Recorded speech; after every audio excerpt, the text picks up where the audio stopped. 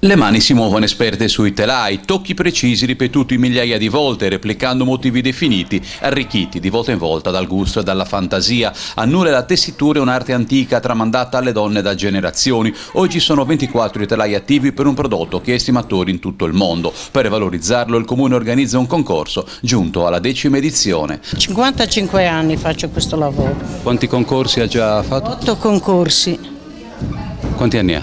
70. Non si è stancata ancora? No, e non mi stanco. E si parte da un disegno di base che è a cura della tessitrice e poi va a realizzarlo. Io in questo disegno mi sono ispirata a un codice a barre.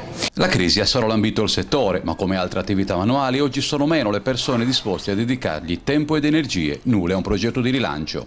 Per quello che noi abbiamo proposto di fare, per esempio all'assessorato regionale, di fare una scuola di tessitura qui a Nule, perché questo saper fare delle artigiane ancora deve essere un patrimonio della regione Sardegna. Nule è tessitura ma non solo, artigiani lavorano il ferro, il legno, la pietra. Un'iniziativa prevista per fine ottobre mira a valorizzarli tutti. Si prosegue con la manifestazione Idema Norbonasa, 2 giorni, 25 e 26 ottobre, dove gli artigiani aprono i laboratori ai visitatori.